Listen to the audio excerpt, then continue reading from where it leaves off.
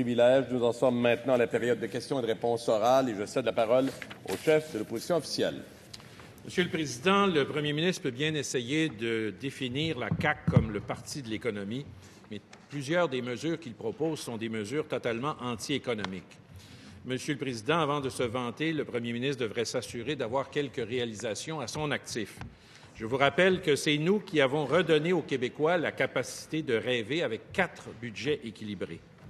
En fait, les seules ententes d'exportation d'électricité avec nos voisins ontariens, c'est nous. Également, lorsqu'on a parlé de la cible de 250 000 emplois sur 5 ans en 2014, vous trouviez ça loufoque. Eh bien, nous avons rencontré notre engagement. Mais, Monsieur le Président, qu'est-ce que la CAQ fait depuis le début de son mandat? On entend seulement la cassette du leader du gouvernement, une cassette franchement anti-économique. Sans parler des vieilles chicanes du premier ministre avec le reste du Canada, ces projets de loi divisifs qui n'augurent rien de bon pour l'économie. Monsieur le Président, ce manque de vision du premier ministre, particulièrement en matière de main-d'œuvre, dirige clairement le Québec vers un recul économique. Est-ce que c'est pour ça que son ministre des Finances prévoit une croissance aussi faible pour le Québec? Monsieur le Premier ministre. Monsieur le Président, le chef de l'opposition officielle mélange finances publiques et économie. C'est vrai que le Québec, ça a commencé avec Lucien Bouchard, puis ça s'est poursuivi avec les gouvernements qui se sont suivis. On a réussi à réduire la dette du Québec. On va bientôt être comparable avec l'Ontario en pourcentage du PIB. Donc, on peut dire qu'on est sur la bonne voie en matière de finances publiques.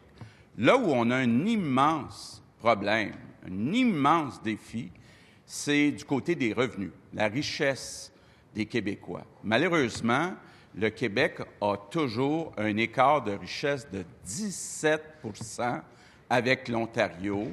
Si on compare avec le reste du Canada, c'est plutôt 20 puis avec les États-Unis, c'est 40 D'ailleurs, c'est pourquoi le Québec reçoit actuellement 13 milliards de péréquation, parce que le Québec, malheureusement, est plus pauvre que le reste du Canada.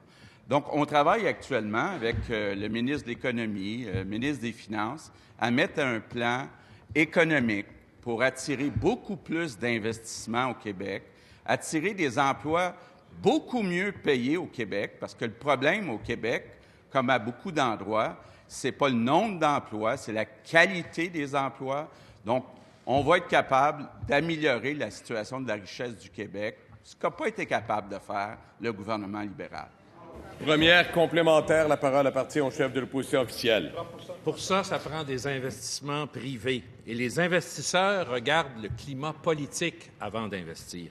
Pensez-vous vraiment qu'un gouvernement qui nie la pénurie de main-d'œuvre les encourage? Pensez-vous vraiment qu'un premier ministre qui s'ingère dans les conflits de travail, les investisseurs privés aiment ça? Pensez-vous vraiment qu'un gouvernement qui change une industrie en abandonnant tous ceux qui ont respecté les règles, ça les intéresse? C'est quoi votre vision? Monsieur le Premier ministre. Monsieur le Président, au cours des 5 dernières années, les investissements des entreprises ont augmenté de 25 aux États-Unis. Au cours des 5 dernières années, les investissements des entreprises ont augmenté de 30 en Ontario. Au cours des 5 dernières années, les investissements des entreprises ont diminué de 10 au Québec. C'est catastrophique, Monsieur le Président. Il faut augmenter les investissements privés pour être capable d'augmenter la productivité, pour augmenter le salaire moyen. Le défi au Québec, là, c'est de faire passer le salaire moyen de 47 000 à 52 000 $. C'est là-dessus qu'on travaille. Deuxième complémentaire, Monsieur le chef de l'opposition officielle. En tout cas, les Québécois savent une chose qu'avec nous, l'économie allait beaucoup mieux. Le premier ministre ne comprend pas l'impact des actions idéologiques de son gouvernement. Même Gérard Bouchard a dit que votre projet de loi est trop radical et qu'il n'est pas à l'image des Québécois. Des grands journaux à travers le monde publient chaque semaine des articles incendiaires sur votre gouvernement. Quand allez-vous comprendre que c'est votre responsabilité d'instaurer un climat propice au développement économique du Québec? Monsieur le Premier ministre. Monsieur le Président, au cours des 5 dernières années, la richesse par habitant a augmenté de 20 aux États-Unis, 16 en Ontario, seulement 15 au Québec. Donc, non seulement on n'a pas réussi à réduire notre écart de richesse avec nos voisins, on l'a augmenté. L'approche économique du Parti libéral, ça a été un échec. Monsieur le Président, on va mettre en place une politique pour créer des emplois payants au Québec. C'est ça qui est important. Il ne faut pas juste regarder le nombre d'emplois, il faut regarder la qualité des emplois. C'est comme ça qu'on va garder nos jeunes au Québec. Troisième complémentaire, je vous demanderai, s'il vous plaît, d'être attentif à la question du chef de l'opposition officielle. Un tel échec avec des milliards et des milliards de surplus. Encore une fois, il peut répéter tous ces chiffres-là, mais comment vraiment il peut penser aider l'économie quand il fait tout pour amplifier la pénurie de main-d'œuvre et limiter pour des raisons idéologiques le nombre de travailleurs dont nos entreprises ont besoin? Pense-t-il vraiment que c'est comme ça qu'on va créer de la richesse? Monsieur le Premier ministre. Monsieur le Président, le chef de l'opposition officielle se vante d'avoir fait des gros surplus. Ce n'est pas de l'argent qui vient du Parti libéral. Ça vient de 2 endroits. On a trop augmenté les revenus, donc trop augmenté les impôts, puis on a trop coupé dans les dépenses. S'il vous plaît. Le chef de l'opposition officielle puis l'ancien ministre des Finances trouvent ça drôle d'avoir trop augmenté les impôts puis trop coupé dans les services à la population. On va gérer, Monsieur le Président, de façon responsable, puis on va créer de la richesse au Québec, ce qu'a pas été capable de faire le Parti libéral. Question principale, Madame la députée de Marguerite Bourgeois. Bonjour, Monsieur le Président. Encore le même projet de loi. Évidemment, tout le monde le dit. Il y a certainement un consensus là-dessus. Ce projet de loi aura des impacts majeurs chez les femmes, particulièrement chez les enseignantes.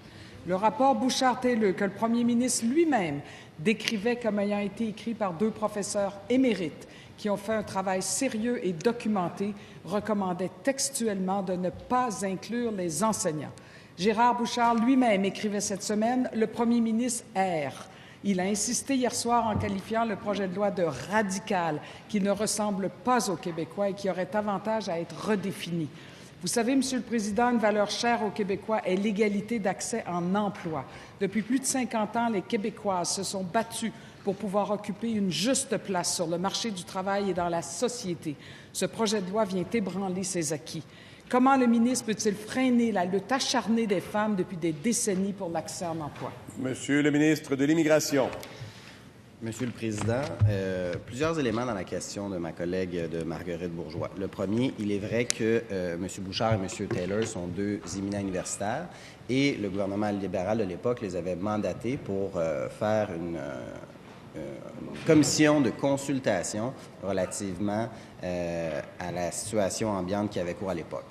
Ils ont produit un rapport qui a servi de large inspiration au projet de loi 21. Parce que quand vous regardez le rapport de la commission Bouchard-Taylor, pratiquement toutes les recommandations qui sont dans le rapport Bouchard-Taylor se retrouvent dans le projet de loi, notamment le fait d'interdire le port de signes religieux pour les personnes comme les juges, les policiers, les procureurs, les agents correctionnels. Ça, Monsieur le Président, je pense que la députée de Marguerite Bourgeois va être en accord avec moi. Même également dans le rapport Bouchard-Taylor, on recommandait que le président et les vice-présidents de l'Assemblée nationale ne puissent pas porter de signes religieux, ce que j'ai fait également dans le projet de loi. Notre position a toujours été claire, nous, à la CAQ. Depuis 2013, on a toujours dit que les enseignants ne pourraient pas porter de signes religieux parce qu'ils représentent une figure d'autorité. C'est ce qu'on a dit avant la campagne électorale, pendant la campagne électorale, et c'est ce qu'il y a dans le projet de loi. Première complémentaire, Madame la députée de Marguerite Bourgeois. Quand on parle d'enseignants, on parle très, très majoritairement d'enseignantes. Être ministre de la Condition féminine, c'est porter la voix et assurer la pleine participation de toutes les femmes à la société. Comment la ministre de la Condition féminine peut-elle concilier son rôle de porte-parole de toutes les femmes avec la position du projet de loi qui cautionne des rêves brisés ou des promotions empêchées pour des femmes enseignantes? Monsieur le ministre de l'Immigration. Monsieur le Président, c'est très clair que nous avons cette sensibilité pour s'assurer que tous puissent accéder à un emploi. Ce que nous faisons avec le projet de loi 21, c'est d'avoir un équilibre entre les droits collectifs et les droits individuels. Et le gouvernement a choisi de mettre en place une clause de droits acquis pour faire en sorte que toutes les personnes, femmes et hommes qui portent un signe religieux et qui seraient des enseignants ou des enseignantes, pourront conserver leur emploi. Je vous l'ai dit tout à l'heure, Monsieur le Président, c'est un équilibre entre les droits individuels et les droits collectifs. Relativement à l'accès à l'emploi, nous avons fixé une balise sur le fait qu'à partir du dépôt du projet de loi, il ne sera plus possible de porter un signe religieux. C'est le choix que le gouvernement a fait. Deuxième complémentaire, Madame la députée Marguerite Bourgeois. Décourageant, Monsieur le Président, vraiment décourageant. Laissez-moi exprimer ma grande déception de constater que pour un sujet aussi important, on parle juste des femmes après tout, le leader du gouvernement ne juge même pas opportun de permettre à sa collègue, la ministre de la Condition féminine, de répondre à cette question. Est-ce que la ministre de la Condition féminine peut se lever et regarder droit dans les yeux les femmes et les jeunes filles qui seront éventuellement touchées par ce projet de loi et leur dire, avec la même indifférence que son premier ministre, qu'il y a d'autres emplois de disponibles? Monsieur le ministre de l'Immigration, s'il vous plaît, la parole n'appartient qu'au ministre de l'Immigration. Je vous demande votre attention tous, s'il vous plaît. Monsieur le Président, il y a une grande différence des deux côtés de la Chambre. Nous, on souhaite rassembler. Vous souhaitez diviser. Vous souhaitez encore une fois diviser la société québécoise sur un débat qui a eu cours depuis plus de 11 ans, Monsieur le Président.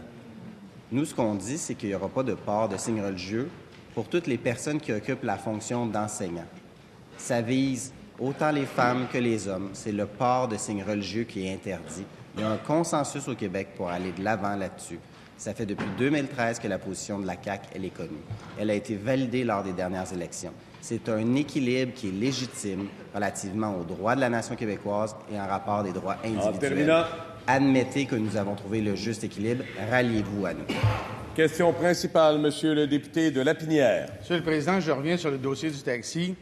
Je pense que les manifestations qu'on constate aujourd'hui et qui ralentissent pas sont vraiment le reflet du drame que ces gens-là vivent.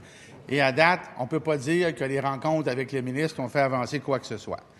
Monsieur le Président, ce matin, même l'Institut économique de Montréal, qui n'est pas exactement QS, qui est certainement pro-Uber, va proposer un modèle de compensation complète de la valeur des permis. Ça veut dire qu'il y a certainement des solutions.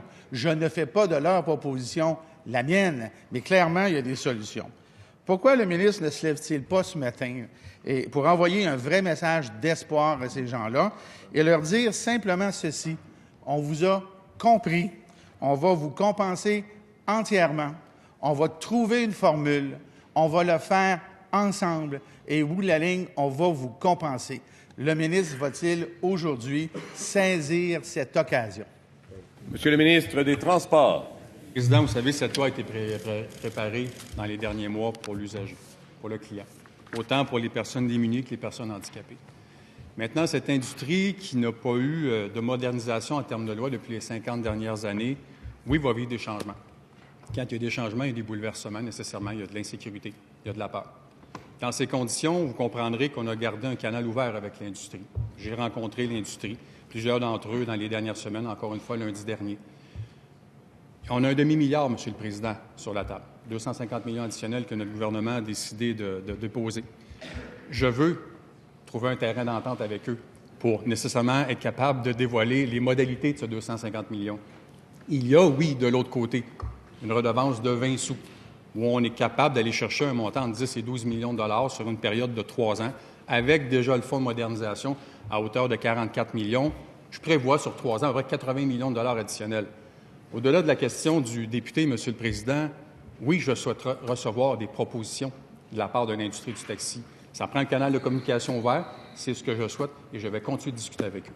Première complémentaire, Monsieur le député de Lapinière. Occasion ratée. Monsieur le Président, commission parlementaire sur le budget, le ministre des Finances nous a dit que le montant qui a été terminé, le montant compensatoire inscrit au budget, avait été le résultat de l'utilisation de 3 formules. 2 formules qui étaient neutres et qui compensaient entièrement les permis et une formule qui les désavantageait.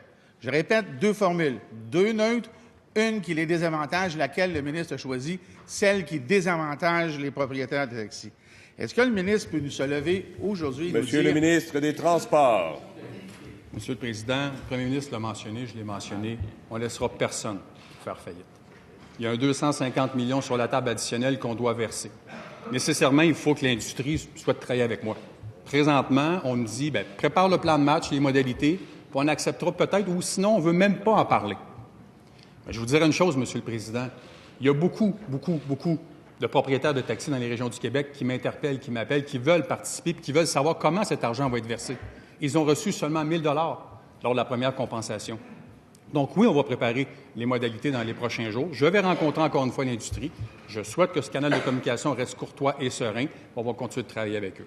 Deuxième complémentaire, Monsieur le député de Lapinière. Monsieur le Président, les consultations sur le PL17 commencent ce matin. Le ministre a sciemment choisi d'exclure les compensations de son projet de loi. Le ministre sépare 2 dossiers qui ne peuvent pas être séparés, comme s'il voulait qu'on en oublie un, et ça ressemble à ça ce matin.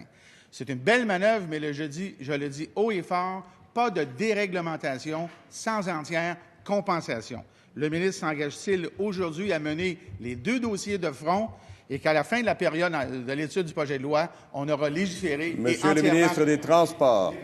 Monsieur le Président, il y a un demi-milliard d'argent sur la table. C'est un montant qui respecte la capacité de payer des Québécois. Encore une fois, je veux bien discuter avec eux des modalités futures. Maintenant, il y a plusieurs propriétaires de taxis qui ont reçu seulement 1 000 $ lors de la première compensation. Eux m'interpellent et me disent de quelle façon vous allez verser ce prochain montant. Prochain montant qui majoritairement a été versé à Québec, Montréal et Gatineau. Dans les circonstances, je l'ai mentionné, on va prendre en considération ceux qui ont acheté un permis voilà 3, 4, 5 ans, qui ont amorti moindrement, vous comprendrez, l'achat de ce permis comparativement à ceux qui l'ont acheté voilà 10, 15 ans. Je vais continuer de discuter avec eux. Il y a une redevance importante aussi qui peut être discutée avec l'industrie du taxi. J'attends leurs propositions. Question principale, Madame la chef du deuxième groupe d'opposition. Merci, Monsieur le Président. En 2015, la CAQ proposait un nouveau projet nationaliste pour le Québec. Depuis qu'il est au pouvoir, le premier ministre le répète, le nationalisme, il l'a tatoué sur le cœur. Je ne veux pas casser le party, mais on va faire un petit bilan. Sur le rapport d'impôt unique, M. Trudeau a dit non. Sur les transferts à santé, M. Trudeau a dit non. Sur les contrats de la DV, M. Trudeau a encore dit non. Alors, le premier ministre n'arrive pas à se faire respecter par Ottawa, puis il se laisse carrément marcher dessus par les multinationales. On l'a vu avec ABI dernièrement, 14 mois de lock-out, puis il n'est même pas gêné de prendre le bord du PDG d'Alcoa à 13 millions. Puis maintenant, il se met à genoux devant Uber, puis son PDG à 200 millions. Coudon, si Jeff Bezos se pointait le nez à Québec, il donnerait-tu les clés du gouvernement? Laisser le champ libre aux multinationales, Monsieur le Président, puis faire plier les genoux au monde en bas de l'échelle, c'est ça, le nationalisme de notre premier ministre? Monsieur le Premier ministre. Bon.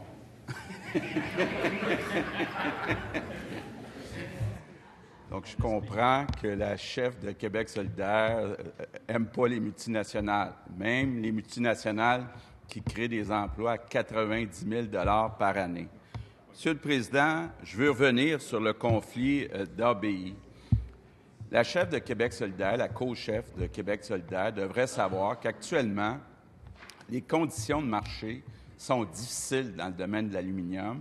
Il y a des alumineries chinoises qui inondent le marché. Il y a une surcapacité. Il y a un risque réel que l'aluminerie de Bécancour reste fermée pour longtemps. J'ai rencontré le syndicat. Ils m'ont dit que leurs 2 plus importantes demandes, c'était d'avoir plus de libération syndicale puis d'avoir plus que 60 % comme part de l'employeur sur le fonds de pension. J'ai dit tout simplement aux gens du syndicat des métallos qu'il fallait être prudent dans le contexte de marché actuel. Il y a des gens à Mauricie, il y a des gens dans le centre du Québec qui ont des contrats, des sous-contrats. Il y a des retombées, 500 millions de $ pour les 2 régions. Je pense que les syndiqués doivent faire des compromis. À 90 000 $ par année, ce sont des emplois payants, des emplois intéressants pour les Québécois. Première complémentaire, Madame la chef du deuxième groupe d'opposition. J'ai pas trop compris, là, mais c'est pas grave. Je vous parlais entre autres des chauffeurs de taxi, parce que vous savez, quand on parle d'Uber, on ne parle pas d'ABI, puis on parle d'une multinationale où son PDG, lui, gagne 200 millions. Et pourtant, les Québécois et Québécoises qui conduisent présentement des taxis ne se sentent pas réellement défendus par le gouvernement qui est en face de moi ici. Alors, est-ce que le premier ministre peut nous dire si son nationalisme inclut les chauffeurs de taxi? Monsieur le Premier ministre. Monsieur le Président, je comprends que la chef de Québec solidaire pense que les applications d'économie de partage, que ce soit avec des entreprises de l'extérieur ou des entreprises comme on a eu ici, comme Théo, ou des entreprises comme Eva, québécoises, qui offrent de l'économie de partage, Québec solidaire pense qu'on va reculer dans le temps, puis il va seulement avoir les anciennes façons de faire. Maintenant, Monsieur le Président, le gouvernement offre 500 millions de dollars. C'est en moyenne 70 000 $ par personne. Il y a beaucoup de chauffeurs de taxi qui ont payé moins que 70 000. Il y en a qui ont payé plus. On veut s'asseoir puis négocier. Deuxième complémentaire, Madame la chef du deuxième groupe d'opposition. Alors, voyez-vous, quand on cherche des solutions du côté de la CAQ, on ne regarde jamais du côté des gangs petits. L'exemple, le fameux Vincennes dont nous parlait le ministre tantôt, il n'est pas pris à Uber, il est pris dans les poches des clients et des clientes. Le 500 millions dont vous parlez tant n'est pas pris à Uber, il est pris dans les poches des contribuables. Alors, Uber, combien il met? Pas une scène, Monsieur le Président. C'est de ça que je parle. Est-ce que vous allez défendre les Québécois et Québécoises? Monsieur le Premier ministre. Monsieur le Président, si demain matin, le gouvernement mettait une taxe de 5 ou 10 $ par course à Uber, qui vous pensez qui paiera en bout de ligne? Le consommateur québécois. Je sais que ça ne dérange pas la co-chef de Québec solidaire de charger plus pour les Québécois, les consommateurs. Moi, je l'invite à parler avec des jeunes à Montréal, puis de leur dire, de leur demander si ça serait une bonne idée de fermer Uber, de fermer l'économie de partage, de doubler les tarifs d'Uber. Je pense que la chef est un petit peu déconnectée. Question principale, Madame la députée de Joliette. Monsieur le Président, alors que le projet de loi numéro 12 devait venir consacrer le droit à la gratuité dans le réseau public et baliser très, très strictement les exceptions pour lesquelles des frais pourraient être imposés aux parents, eh bien, c'est exactement l'inverse qui se passe. Avec les éléments du projet de règlement déposé hier, on constate avec stupéfaction que c'est plutôt un véritable bar ouvert pour la facturation que le ministre est en train de mettre en place. Absolument. Tous les projets pédagogiques particuliers, sport-études, art-études, programmes international, tous les projets de concentration, profil, options développés par les écoles vont pouvoir faire l'objet de facturation auprès des parents, et ce, sans aucune balise, aucun plafond. Comment le ministre peut-il prétendre vouloir l'égalité des chances et il est en train de consacrer noir sur blanc un régime public à 2 vitesses pour les parents qui peuvent payer et les enfants dont les parents ne peuvent pas payer? Monsieur le ministre de l'Éducation. Monsieur le Président, c'est quand même surprenant d'entendre des fois mes collègues d'opposition dire des choses qu'ils n'ont jamais dit, alors qu'au fil des dernières années, et même pendant la campagne électorale, écoutez, il y avait, depuis des années, une absence de clarté. La loi sur l'instruction publique n'était pas claire, ce qui a amené des parents à déposer un recours collectif, qui a amené une entente qui nous a coûté 153 millions de dollars. Ça, là, c'est le coût du flou et de l'absence de clarté qui a été enduré depuis 2007, parce que la Commission des droits de la personne et de la jeunesse avait déjà dit en 2007, alors que ces gens-là sont passés au pouvoir depuis ce temps-là, qu'il fallait clarifier la loi. Ils ne l'ont pas fait, ça a coûté 153 millions de dollars. Nous, on s'apprête à le faire, et en plus, avec la modification qu'on fait, il n'y aura plus de recours collectif, il y aura une clarté. Les projets pédagogiques particuliers qui sont appréciés des enseignants, des élèves, des parents vont continuer d'exister, mais plus que ça, il va y avoir plus de gratuité que jamais. On va permettre que le matériel d'art, qui était parfois chargé, ne soit plus chargé. Même chose pour le matériel d'éducation physique, même chose pour le matériel de sciences. Il y aura plus d'accessibilité, plus de clarté. Première complémentaire, Madame la députée de Joliette. Tout est une question de choix, Monsieur le Président. Plutôt que la véritable gratuité dans le réseau public, le gouvernement va nous faire voter aujourd'hui sur un projet de loi qui va coûter 800 millions pour uniformiser la taxe scolaire. Il aurait pu décider, plutôt que d'aller au taux le plus bas, de dire on va mettre le taux moyen et d'avoir le 400 millions qui est estimé requis pour offrir à tous les enfants la véritable gratuité scolaire. Il aurait pu décider de ne pas mettre 1 milliard dans les maternelles 4 ans puis de mettre l'argent pour le réseau public. Pourquoi, Monsieur le ministre, faire le choix du 2 vitesses et non pas de l'égalité des chances? Monsieur le ministre de l'Éducation. Bien, Monsieur le Président, quand ma collègue parle d'imposer le taux moyen de taxe scolaire, ça veut dire des hausses de taxes pour la moitié des Québécois. C'est ça que ça veut dire. Il faudrait qu'elle aille dans les comtés où elle propose de hausser les taxes, qu'elle aille demander aux contribuables si c'est une si bonne idée que ça.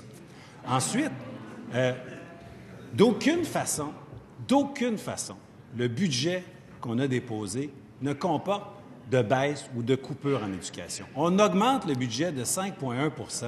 C'est un raccourci, c'est une tentative maladroite de faire croire qu'on coupe en éducation parce qu'on baisse les taxes. C'est juste faux. Deuxième complémentaire, Madame la députée de Joliette. On s'attendait, Monsieur le Président, minimalement que dans cette consécration du droit de facturer dans la loi, le ministre, au moins, aurait mis des balises, des plafonds. C'est d'ailleurs ce qu'il avait laissé entendre. Or, hier, en commission parlementaire, il a refusé de s'engager à mettre des plafonds pour tout projet particulier au Québec. Comment peut-il demander un tel chèque en blanc aux oppositions, mais surtout à tous les parents du Québec et à tous ceux qui croient dans le régime public et dans l'égalité des chances? Monsieur le ministre de l'Éducation. Monsieur le Président, le projet de loi qu'on amène vient régler des problèmes. On s'est fait poursuivre parce que la loi n'était pas claire. Les parents n'étaient pas satisfaits parce qu'ils se faisaient surfacturer. Des fois, on recevait des factures qui étaient floues. Elles seront claires. Des fois, sur la facture, les parents voyaient qu'il y avait contribution volontaire, mais elle n'était pas tellement volontaire, elle était incluse dans la facture. Ce sera interdit. Des fois, on facturait davantage que le coût. Ce sera interdit. On vient améliorer la clarté, la prévisibilité, l'accessibilité, sincèrement, et l'ensemble des acteurs nous demandent d'adopter ce projet de loi rapidement pour planifier la prochaine rentrée scolaire. Je demande votre collaboration. Question principale, Madame la députée de Fabre. Monsieur le Président, en janvier dernier, la ministre responsable des aînés a dit « On n'a pas le droit de négliger les personnes les plus vulnérables de notre société ». La devise du Québec est « Je me souviens ». Je me souviens de la ministre des Aînés du gouvernement libéral en 2009, aujourd'hui ministre des Aînés de la CAQ. Je me souviens de sa fierté à mettre en place le projet de recherche-action pour la reconnaissance des ITMAV, qui sont des initiatives de travail de milieu auprès des aînés en situation de vulnérabilité. 154 ITMAV dans les 17 régions du Québec qui n'ont aucune idée s'ils ont encore un emploi aujourd'hui. Leur financement se terminait le 31 mars. 3 demandes de rencontre avec la ministre, aucune nouvelle, même pas un simple accusé de réception. Je me souviens de la ministre de 2009 si fière du travail extraordinaire des ITMAV pour les aînés les plus vulnérables de notre société. Monsieur le Président, où est-elle passée? Madame la ministre responsable des aînés. Monsieur le Président, nous sommes toujours aussi fiers d'avoir mis en place des intervenants de milieu à la suite de la consultation publique sur les conditions de vie des aînés. Ces intervenants de milieu qui brisent l'isolement social des personnes aînées. Je voudrais justement réconforter la députée de Fabre ainsi que la présidente du conseil d'administration de l'Association québécoise des centres communautaires pour aînés, Mme Osborne, et le directeur général, M. Guérard, qui a fait parvenir une lettre et vous dire à toutes et à tous qu'actuellement, nous avons terminé l'évaluation, parce que c'était 2 ans pour évaluer le projet. Nous l'avons terminé. Les lettres sont pratiquement rendues sur mon bureau. C'est 6,9 millions de dollars dans ce programme pour embaucher des intervenants de milieu qui reçoivent 45 000 $ par année. Il y en a 153 et on ne doit pas s'inquiéter, Monsieur le Président, parce que j'aurai un bonheur immense à signer toutes ces lettres-là pour aider nos aînés les plus vulnérables de la société. Première complémentaire, Madame la députée de Fabre. Malheureusement, ils sont malgré tout inquiets. Le 20 mars dernier, j'ai rencontré le directeur général de l'Association québécoise des centres communautaires pour aînés qui représente les ITMAV du Québec et les 131 organismes qui les accueillent. Il était très inquiet, il était encore très inquiet hier et toujours sans nouvelles. Jamais auparavant, il n'a vécu ce silence radio entre eux et le secrétariat des aînés. Je rappelle l'échéance du 31 mars. Est-ce que la ministre, au-delà de l'évaluation, s'engage aujourd'hui à confirmer leur financement? Madame la ministre responsable des aînés. Monsieur le Président, il y a eu des élections. Il y a peut-être des programmes qui ont été différés de quelques semaines. Mais la reddition de comptes concernant les intervenants de milieu est terminée. Il y avait une entente faite par le précédent gouvernement pour un financement sur 2 ans. C'est normal d'avoir une reddition de comptes pour des organismes. Cette reddition de comptes-là a été faite au mois de janvier. Les lettres sont pratiquement arrivées sur mon bureau. C'est faux de prétendre que le canal de communication avec le secrétariat des aînés est fermé. Bien au contraire.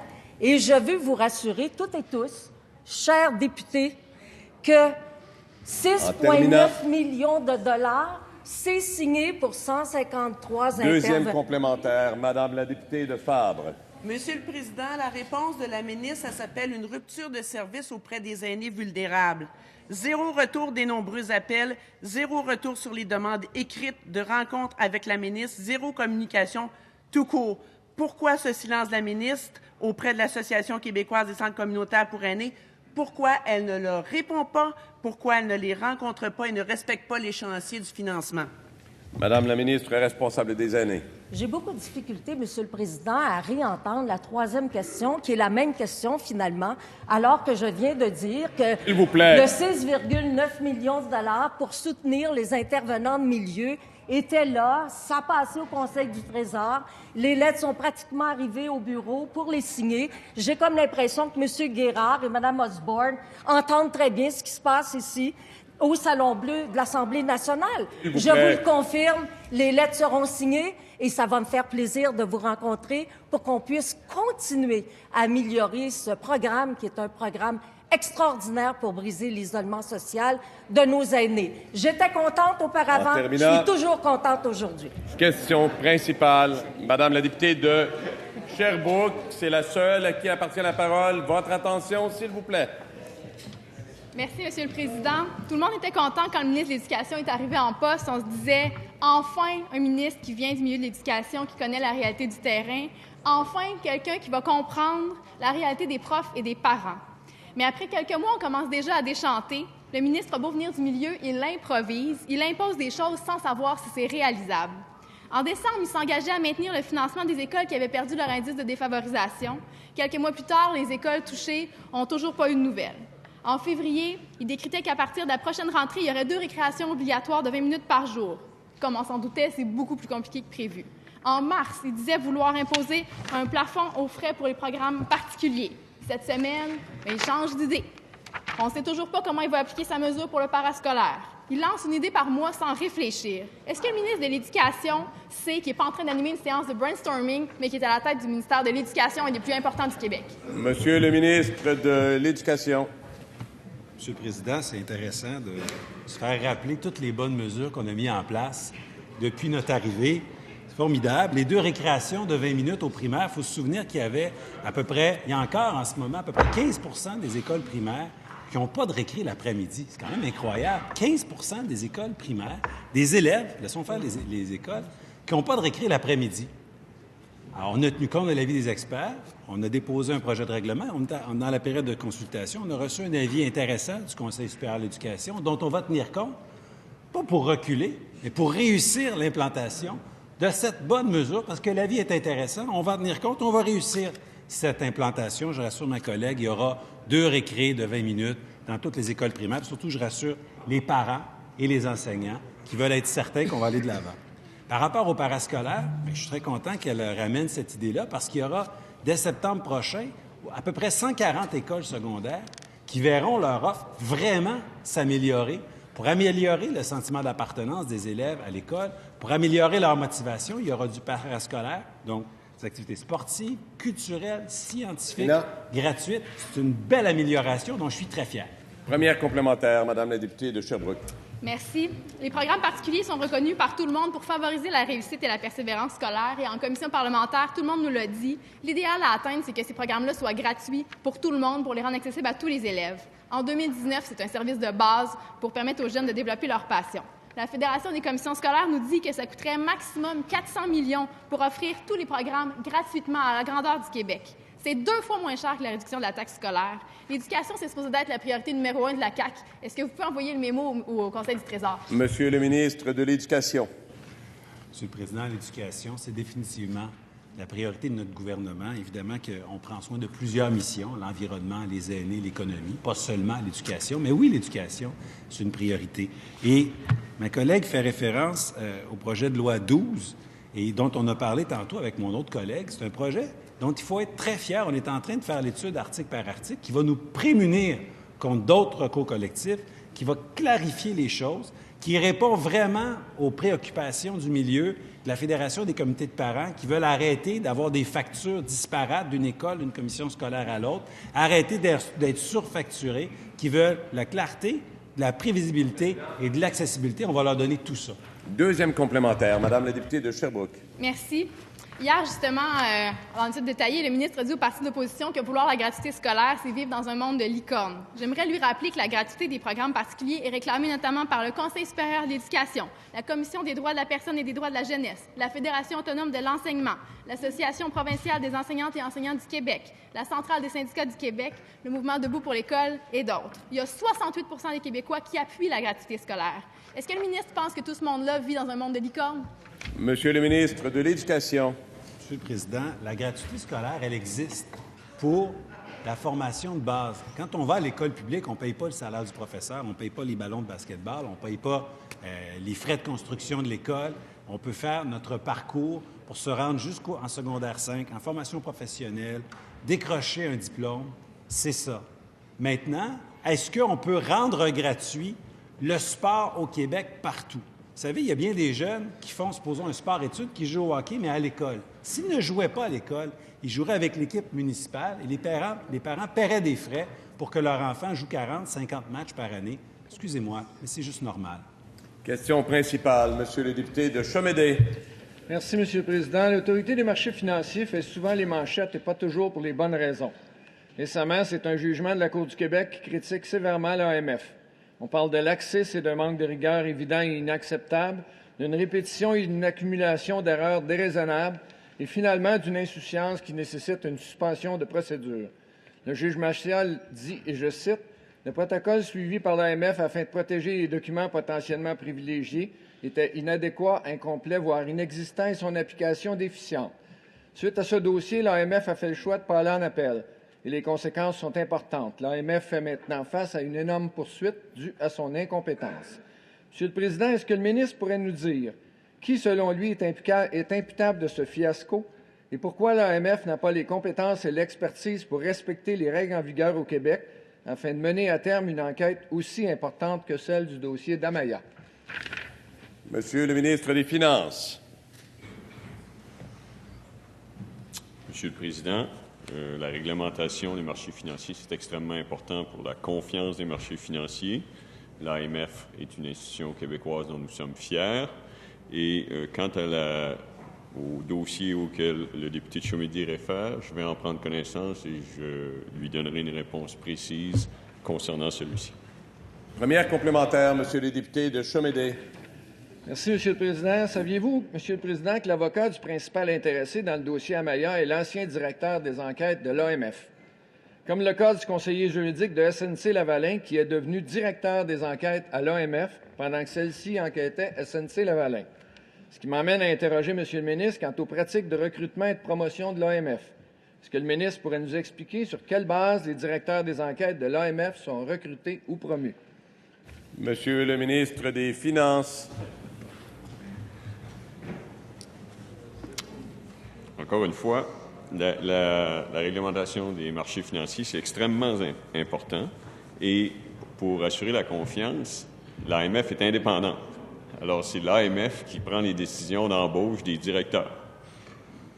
Deuxième complémentaire, Monsieur le député de Chomédé. Monsieur le Président, l'organigramme de l'AMF démontre que l'organisation compte sur les services d'un département d'audit interne. Est-ce que le ministre pourrait nous dire quand et à quelle fréquence le département des enquêtes est audité? Et afin d'améliorer la reddition de comptes, à quelle date remonte la dernière vérification interne, compte tenu des nombreuses anomalies citées dans le jugement? Et quelles mesures ont été prises pour corriger la situation? Pourrait-il déposer les rapports d'audit du département des enquêtes? Monsieur le ministre des Finances. Monsieur le Président, l'audit interne, c'est un processus continu. Il s'agit d'une fonction interne de l'AMF. Alors, l'audit interne, c'est chaque jour. L'audit interne est une partie prenante de l'AMF et il n'y a pas d'action spontanée. C'est un processus continu et c'est sous la responsabilité de l'AMF et je n'ai pas accès à ces documents internes. Question principale. Madame la députée de Maurice-Richard. Je vous remercie, Monsieur le Président. Nous avons été nombreux à être déçus du budget de la CAQ qui a obtenu, rappelons-le, la note de C- en environnement. Pas de vision, pas de plan, pas de mesures concrètes pour la lutte au changement climatique, mais beaucoup de beaux discours par contre. Et c'est pas juste de ce côté-ci de la Chambre qu'on le dit, Monsieur le Président. Dans ce dossier-là, on peut affirmer qu'il y a un réel consensus. Le budget en matière d'environnement a déçu l'ensemble des groupes. Monsieur le Président, la semaine dernière, le ministre mentionnait qu'il souhaitait qu'on lui propose des idées. C'est sûr qu'on comprend que la CAQ, qui n'a jamais vraiment parlé d'environnement, a peut-être besoin d'un petit coup de pouce de ce côté-là et on se sent très généreux. Alors, je le prends au mot puis je lui propose quelque chose. Je vais déposer aujourd'hui une motion afin que le Québec se dote d'une loi sur le suremballage. On le sait, Monsieur le Président, ce sont des milliers de tonnes de déchets qui se retrouvent dans les sites d'enfouissement et dans nos océans. Est-ce que, comme le meilleur déchet, c'est celui qu'on ne crée pas, est-ce que le ministre peut s'engager à faire une priorité de l'encadrement du suremballage et déposer un projet de loi rapidement? Monsieur le ministre de l'Environnement. Merci, Monsieur le Président. La question me surprend pour tout dire. Et oui, j'ai pu lire le projet de motion qui sera présenté tout à l'heure et la bonne foi, malheureusement, du Parti libéral est difficile à deviner dans ce dossier-là. On a fait une proposition d'amendement pour la motion précisant que le dernier budget qui a été présenté par mon collègue offrait plus de 12 millions de dollars pour justement contrecarrer le suremballage, accompagner les entreprises à modifier leur façon de faire. Et ce projet d'amendement a été refusé. Donc, encore une fois, le Parti libéral, en matière de crédibilité environnementale, est plutôt mal placé pour faire la critique aux autres. On a mis dans ce budget des mesures précises. On ne reconnaît pas cet effort-là du côté du Parti libéral et on essaie de nous coincer à travers une motion. Appuyez notre amendement et on approuvera votre libellé de motion par la suite. Première complémentaire, Madame la députée de Maurice-Richard. Change l'amendement, enlever le mot « loi » sur le suremballage, qui est le propos même de la motion. Alors, on le sait que la CAQ aime beaucoup se fier aux sondages pour prendre des décisions. Bien, ça tombe bien, j'en ai un à porter à leur attention. La semaine dernière, un sondage léger révélait que 86 % des Québécois sont en faveur de la mise en place d'une loi pour encadrer le suremballage. À 86 % on parle clairement d'une forte majorité de Québécois.